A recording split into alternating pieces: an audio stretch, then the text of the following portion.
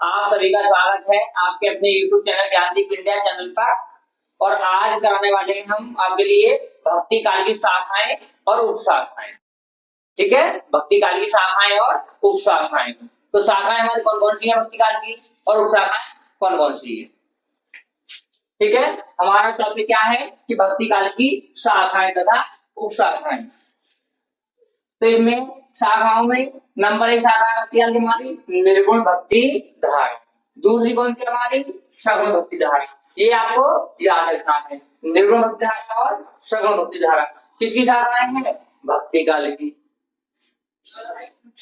अब आता है इसमें, तो ये तो हो गई हमारे क्या उपशाखाएं, और ये है हमारी उपशाखाएं। तो उपशाखाएं कौन कौन सी होगी हमारी, ज्ञान मार्गी, प्रेम मार्गी, ठीक है, कृष्ण भक्ति धारा और राम भक्ति धारा। ये हमारे भक्ति काल की क्या है, ये है हमारी उपशाखा।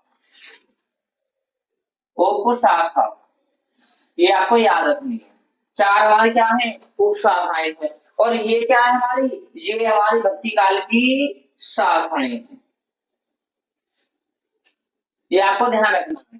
ठीक है, शाखाएं कितनी होगी भक्ति काल की, तो ये है हमारी 2। कौन कौन सी है, निर्गुण भक्ति धारा और सगुण भक्ति धारा। अगर आपने पूछा है भक्ति काल की शाखाएं कौन कौन सी है, तो उपशाखाएं हमारी है 4। कौन कौन सी है, ज्ञान मार्ग की शाखा, प्रेम मार्ग की शाखा, कृष्ण भक्ति धारा और राम भक्ति धारा।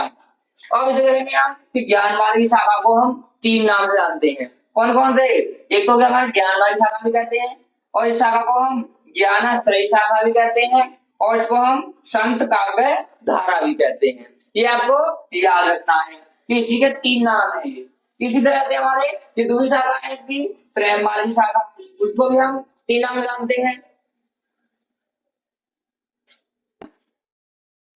नंबर 2 है इसका प्रेमाश्रयी शाखा, नंबर 3 सूफी काव्य धारा। यानी इस शाखा को भी हम 3 नाम से जानते हैं, और ये हमारे जो है इनको एक एक नाम से जानते हैं, कृष्ण भक्ति धारा और राम भक्ति धारा। इनके कोई अन्य नाम नहीं है। इसके बाद हम देखेंगे कि इसकी जो शाखा के प्रतिनिधि कवि जो है वो कौन कौन है। ठीक है, इसे पूछा जाता है कि भक्ति काल की जो शाखाएं हैं वो कितनी है, या उपशाखाएं वो कितनी है और कौन कौन सी है। या फिर पूछा जाता है कि ज्ञानाश्रय शाखा के प्रतिनिधि कवि या फिर ज्ञान मार्ग की शाखा के प्रतिनिधि कवि का नाम और उनकी एक रचना लिखिए। तो ज्ञान मार्ग की शाखा के प्रतिनिधि कवि हैं कबीरदास, याद रखेंगे कबीरदास, और कबीरदास रचना है बीजक। ये आपको ध्यान रखना है। नंबर 2 शाखा हमारा क्या है, प्रेम मार्ग की शाखा। तो प्रेम मार्ग की शाखा के प्रतिनिधि कवि हैं मलिक मोहम्मद जायसी, याद रखेंगे मलिक मोहम्मद जायसी। तो इनका शॉर्ट नाम ले लेते हैं जायसी, इनको जायसी ज्यादा कहते हैं, लेकिन पूरा नाम है इनका मलिक मोहम्मद जायसी। और जायसी रचना है पद्मावत, याद रखेंगे क्या रचना है इनकी, पद्मावत। इसी तरह से हमारा कृष्ण भक्ति धारा के प्रतिनिधि कवि कौन है, यानी कृष्ण भक्ति धारा के प्रतिनिधि कवि का नाम और रचना। तो कृष्ण भक्ति धारा के प्रतिनिधि कवि हैं सूरदास, और सूरदास रचना है सूर सागर।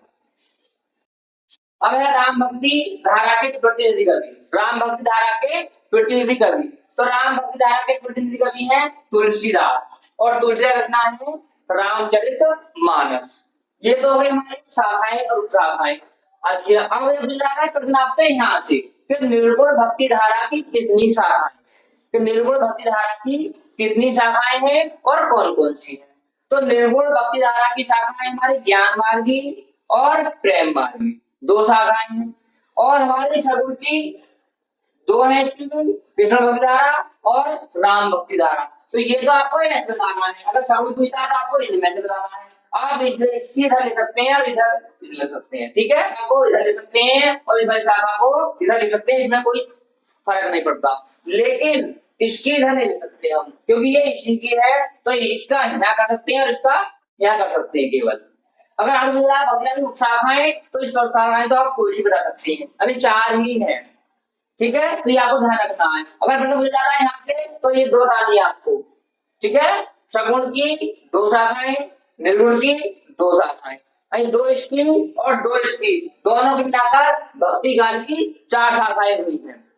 एग्जाम्पल के तौर पर देख लो, तो उदाहरण हम कैसा कर सकते हैं इसको, कि मान लीजिए ये हमारे दादा हो गए, इसके बाद में अगर दादा के जो पुत्र हुए वो दो हो गए, और जो पुत्र के पुत्र हुए हैं क्या कहलाते हैं, वो हमारे पोते। इसी तरह से शाखा की जो शाखा होती है वो कहलाती है हमारी उपशाखा। ध्यान रखेंगे। तो आज के वीडियो में इतना ही। आपको ये वीडियो कैसा लगा हमें कमेंट करके जरूर बताएं। अगर वीडियो अच्छा लगा हो तो वीडियो को लाइक करें और अपने दोस्तों के साथ शेयर करें। फिर मिलते हैं अगली वीडियो में, तब तक इस दोस्तों को नमस्कार।